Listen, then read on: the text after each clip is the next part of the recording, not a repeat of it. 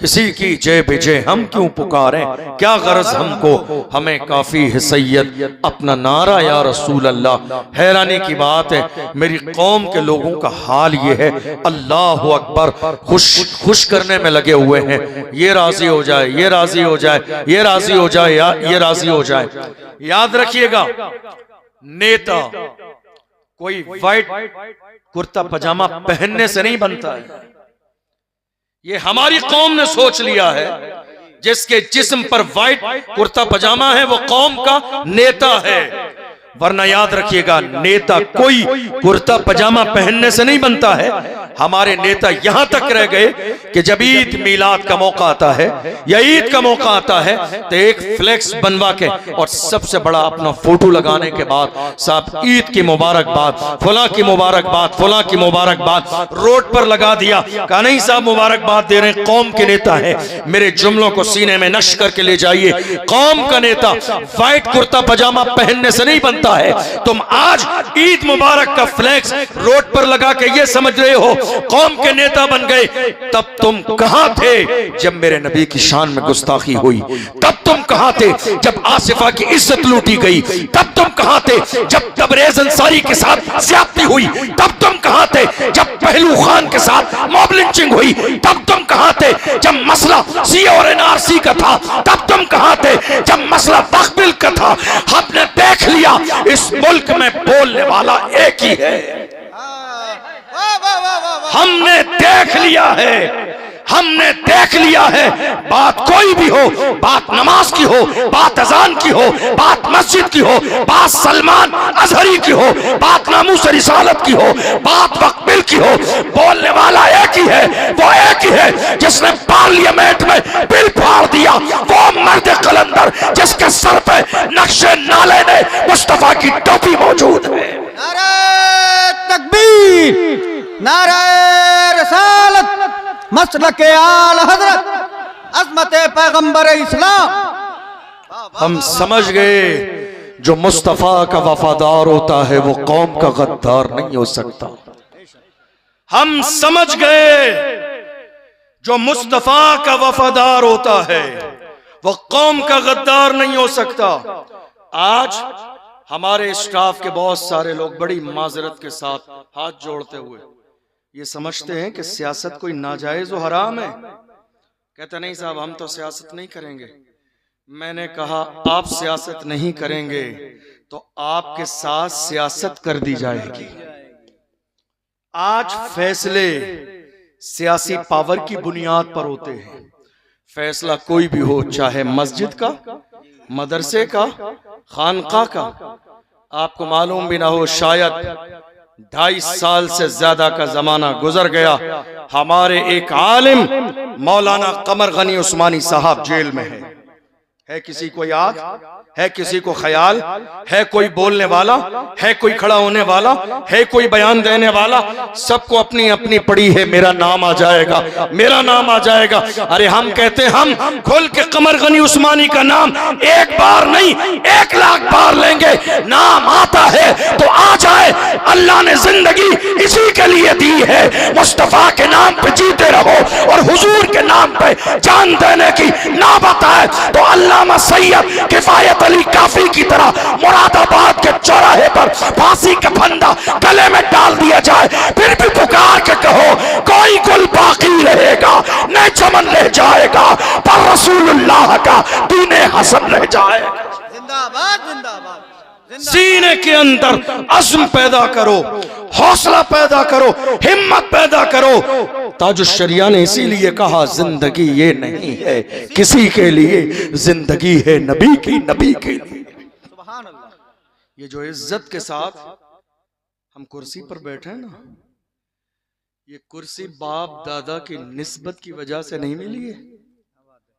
या रसूल अल्लाह, ये नाज ये अंदाज हमारे नहीं होते, झोली में अगर टुकड़े तुम्हारे नहीं होते, मिलती ना अगर भीख हुजूर आपके दर से, इस ठाट से मंगतों के गुजारे नहीं होते, बेदाम ही बिक जाए ये बाजारे नबी में, इस शान के सौदे में खसारे नहीं होते, जब तक के मदीने से इशारे नहीं होते, रोशन कभी किस्मत के सितारे नहीं होते।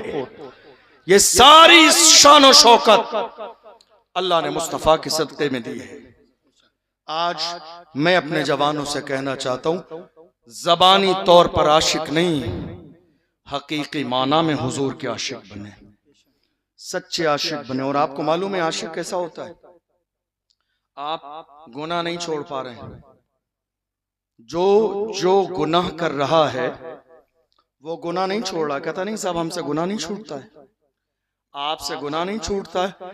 आशिकों ने महबूब के लिए दुनिया छोड़ दी है। ये इश्क का लेवल है, ये इश्क की कंडीशन है, इश्क में दुनिया छोड़ दी है। आप कहते हो मुझसे गुनाह नहीं छूटता है, अगर आप दावा कर रहे हैं। मैं एक लाइन की हदीस सुनाऊं आपको। रसूलुल्लाह के जमाने में इब्तिदाई दौर है, एक जानिसार आ गए, मसले का उस वक्त तक इल्म नहीं था या खबर नहीं पहुंची थी, हाथ में सोने की अंगूठी पहनकर, हालांकि मर्द के लिए सोना पहनना किसी भी कीमत पर जायज नहीं है, चांदी की 4.5 माशे से कम की एक नग वाली अंगूठी मर्द पहन सकता है। सोने की अंगूठी पहन कर आए। 2 तरह की हदीसें अल्लाह के महबूब ने, एक हदीस में है उंगली से उतारी नाराजगी के जुमले इरशाद फरमाए और अंगूठी फेंक दी। अल्लाह अकबर। मजलिस मुकम्मल हुई, अल्लाह के रसूल हुजरे आयशा सिद्दीका रज़ी अल्लाह ताला अन्हा में तशरीफ ले गई। मजलिस मुकम्मल होने लगी, लोग जाने लगे। वो शख्स भी उठा, उसने अंगूठी उठाई नहीं, देखा भी नहीं। लोगों ने कहा वो जाने वाले तेरी अंगूठी पड़ी है, तू इस्तेमाल न कर, ले जा, तेरे घर में काम आ जाएगी। सुनो इश्क किसे कहते हैं। आपके तो एक गुनाह नहीं छूटता, एक गलत काम नहीं छूटता। उस आशिक ने कहा था अल्लाह की इज्जत की कसम, जो चीज मेरे नबी को पसंद नहीं, जो चीज मेरे नबी को पसंद नहीं, जो चीज मेरे नबी को पसंद नहीं, उसको उठाना तो बड़ी बात है, उसकी तरफ देखना भी मेरी मोहब्बत को गवारा नहीं है। जिंदाबाद जिंदाबाद। उसको उठाना तो बड़ी बात है, उसकी तरफ देखना भी मेरी मोहब्बत को गवारा नहीं है। ये इश्क का लेवल था। आज भी अगर इश्क का लेवल इतना ही हो जाए तो आप भी कहोगे जो व्हील चेयर पे बैठने वाले उस मर्द कलंदर ने कहा था फैजाबाद के धरने में दिसंबर की सर्दी में दुश्मनों की आंखों में आंखें डाल के कहा था, उन्हें जाना उन्हें माना, न रखा गैर सकाब, लिल्लाहिल हम्द में दुनिया से मुसलमान गया। नाराए तकबीर, नाराए रसालत, मसलके आला हजरत, तहफ्फुज़े मसलके आला हजरत कॉन्फ्रेंस। जानो दिल होश और खिरत सब तो मदीने पहुंचे, तुम नहीं चलते रजा सारा तो सामान गया। आपको मालूम है 1 से 1.5 साल का जमाना गुजर गया, महाराष्ट्र की सरजमीन पर जब नामूस रिसालत का मसला आया था, बड़ी हैरानी की बात है। बयान देना और राय देना बहुत आसान काम है, मैदान में उतरना इसके लिए कलेजा चाहिए।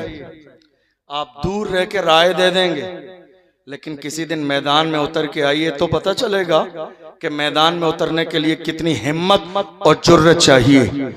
मैदान में उतरने के लिए सलाहुद्दीन अय्यूबी का जानशीन बनना पड़ता है, टीपू सुल्तान का जानशीन बनना पड़ता है, मोहम्मद बिन कासिम का कलेजा लाना पड़ता है, तब जाके पता चलता है। अर्तुगरुल गाजी के तेवर लाने पड़ते हैं, उस्मान गाजी की फिक्र लानी पड़ती है, तब जाके इंसान मैदान में उतरता है। हमारी तारीख ये रही है, हम जब हिंदुस्तान थे, लेकिन हमारी तारीख रही है जिस जमाने में हजरत तारिक इब्न ज़ियाद स्पेन की सरजमीन पर गए, 10 से 12 हजार का लश्कर जर्रार लेकर, सामने 1 लाख से ज्यादा का लश्कर खड़ा है, हाथ में तलवारें लिए। कुछ लोगों के हौसले पस्त होने लगे। हजरत तारिक इब्न ज़ियाद ने साहिल समंदर पर कश्तियां चला दी। लोगों ने कहा ये क्या किया, वापस कैसे जाएंगे। हजरत तारिक इब्न ज़ियाद ने कहा था मुसलमान जब अपने हाथ में इस्लाम का झंडा लेके निकलता है तो उसका उठने वाला कदम या तो दुश्मन की छाती पे पड़ता है या फिर जन्नत की वादी पे पड़ता है। मुसलमान जब कदम उठा देता है तो कदम पीछे नहीं लेके जाता है, या तो दुश्मन की छाती पे पड़ता है या फिर जन्नत की वादी पे पड़ता है, जो कि कलमा पढ़ने वालों के तेवर हर जमाने में यही रहे। अल्लाह ने कुरान में फरमाया, इज़ा जाअ अजलुहुम ला यस्तअखिरून साअतन वला यस्तक़दिमून। अल्लाह ने मौत का वक्त मुकर्रर कर दिया है, न एक लम्हा पहले आएगी न एक लम्हा बाद में आएगी। नामूस रिसालत का मसला आया, बड़े बड़े अल्लामा हजरत, बड़े बड़े पीरे मुगा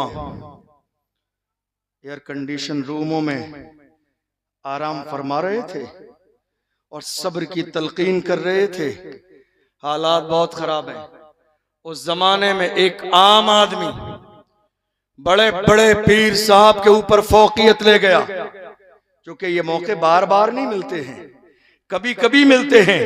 और अल्लाह जिससे काम लेना चाहे, हुजूर की इज्जत की बात आई, बड़े बड़े लोग हिम्मत जुटाते रहे, मगर हमने देखा महाराष्ट्र की सरजमीन पर एक मर्द कलंदर खड़ा हुआ और नामूस रिसालत के हवाले से इतनी बड़ी रैली निकाल दी। जब वो रैली चलती थी दुश्मनों के कलेजे दहलते थे, वो कहते थे यह क्या हो गया। तब उस मर्द कलंदर ने रैली में कहा था, हुजूर की इज्जत के लिए जो जान मांगोगे जान देंगे, जो माल मांगोगे माल देंगे, मगर ये हमसे कभी ना होगा, नबी का चाहो जलाल देंगे।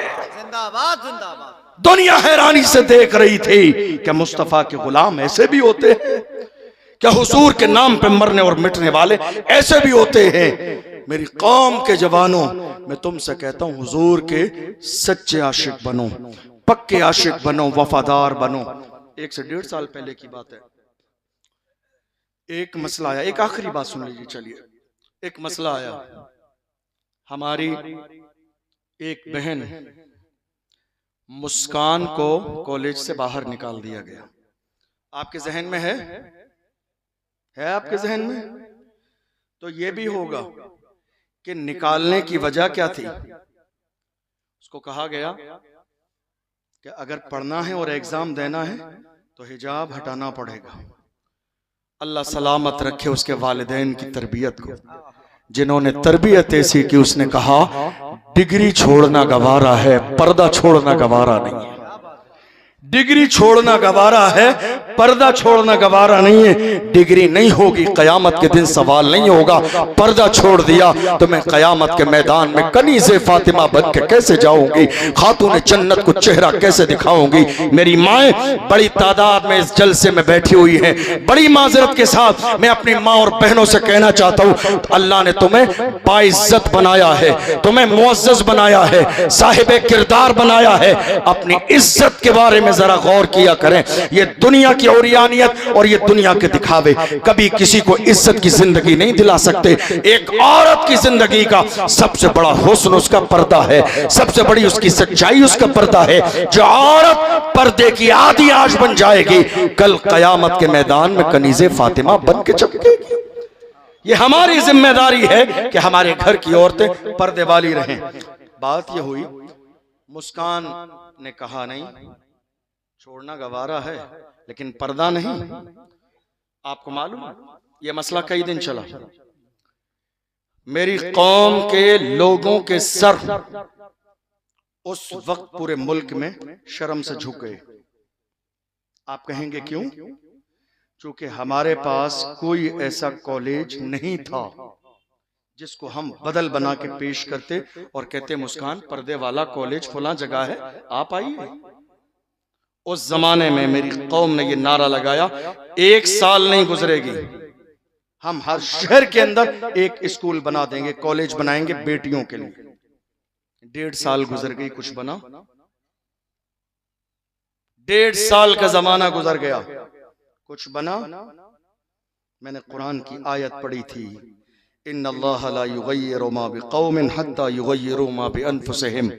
खुदा ने आज तक उस कौम की हालत नहीं बदली, न हो एहसास जिनको अपनी हालत खुद बदलने का। आप जब तक अपने हालात बदलने के बारे में नहीं सोचेंगे, आपकी हालत कभी नहीं बदलेगी। आप जानते हैं क्या मुसलमान गरीब है? नहीं। क्या परेशान है? नहीं।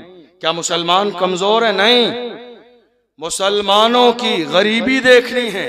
उलमा बैठे हैं तो जुमे के दिन देखिए, जब मस्जिद का गल्ला सामने से गुजरे, गल्ला लेने वाले कुछ लोग तो शरीफ होते हैं तो वो सीधे फौरन गुजर जाते हैं, कोई डाले ना डाले। कुछ लोग थोड़े से पुराने हो जाते हैं तो जब तक बंदा डालेगा नहीं वहीं खड़े होकर गल्ला हिलाते रहते हैं। हमारी कौम की गरीबी, जुमे के दिन मस्जिद में देख लीजिए, 5 बंदे गुजरते हैं तब जाके कोई 5 या 10 का नोट डालता है। 5-10 बंदे गुजर जाने के बाद, समझ रहे हैं?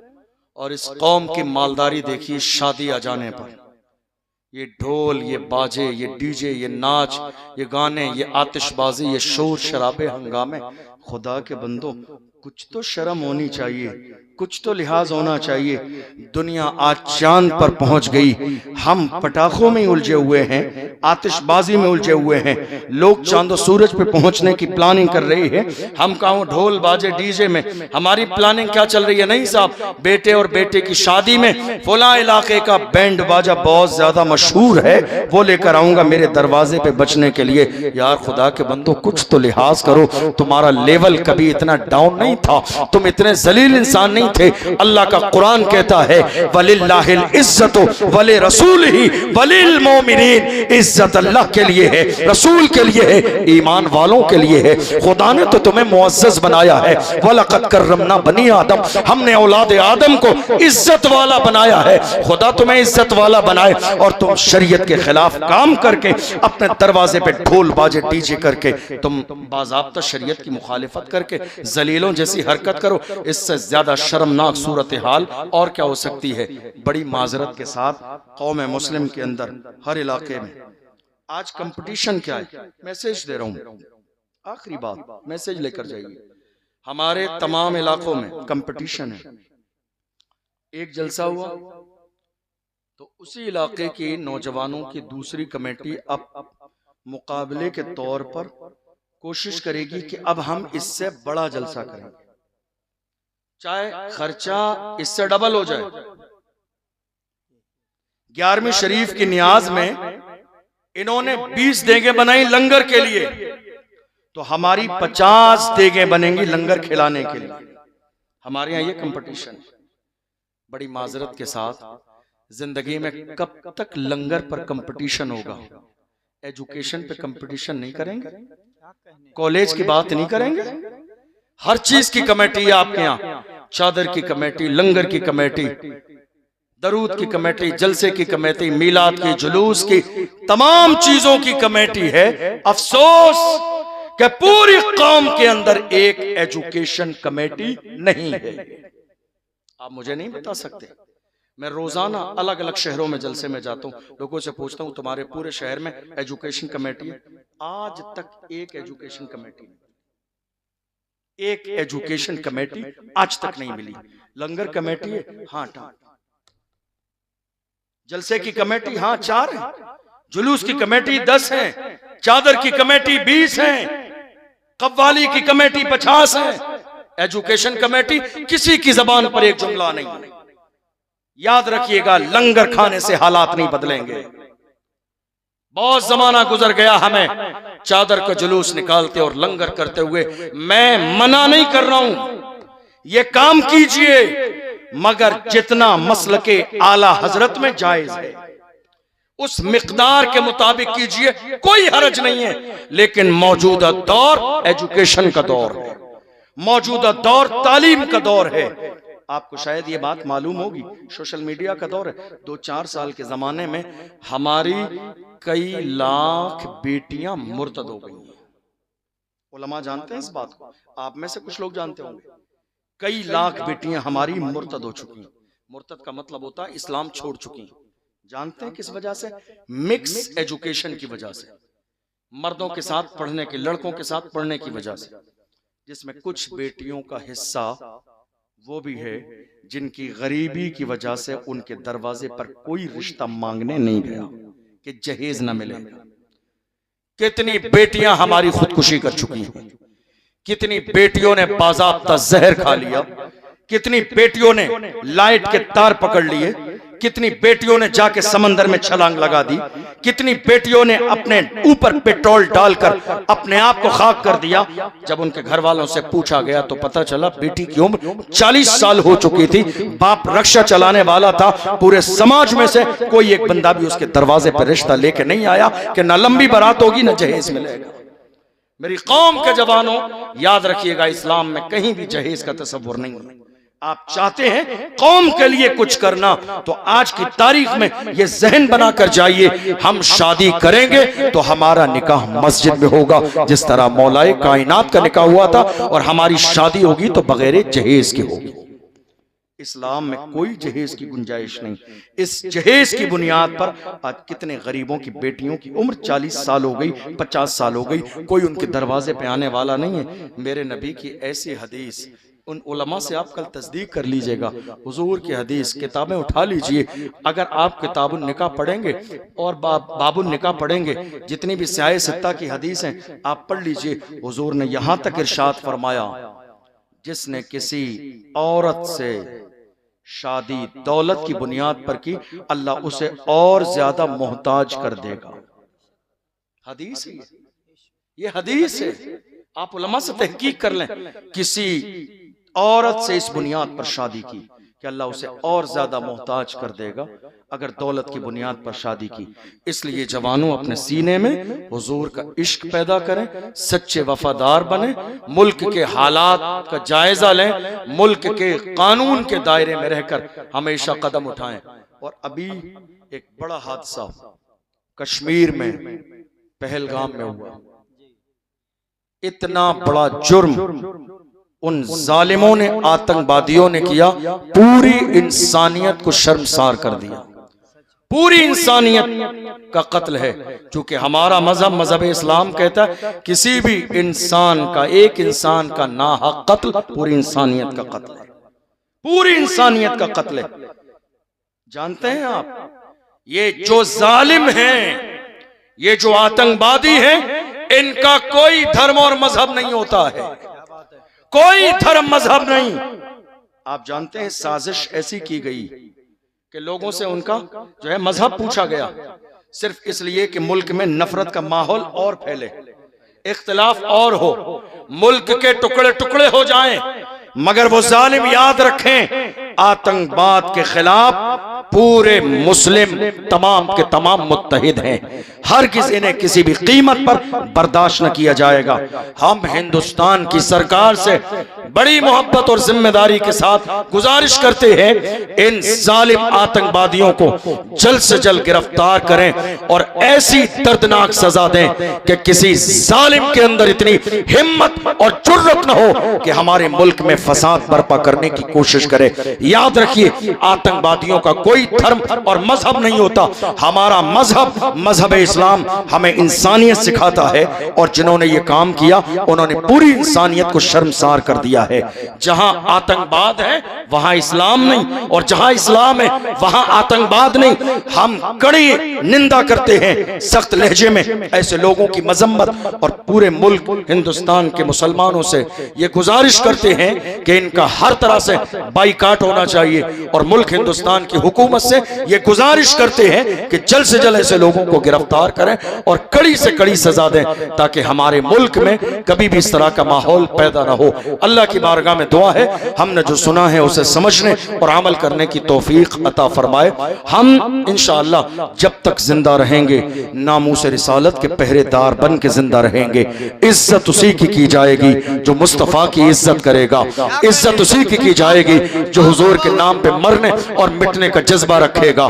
जो हुजूर का है वो हमारा है, जो हुजूर का नहीं वो हमारा नहीं। की मोहम्मद से वफा, तूने तो हम तेरे हैं, ये जहां चीज है क्या लौह कलम तेरे हैं। ये चंद जुमले मैंने आपके सामने कहे। कभी मौका रहेगा तो इंशाअल्लाह बाज़ाब्ता तकरीर करने की कोशिश करूंगा। सहवन कोई लफ्ज़ हुई हो, आप सबको गवाह बना के तौबा करता हूँ, अल्लाह माफ फरमाए। खड़े हो जाएं, सलातो सलाम।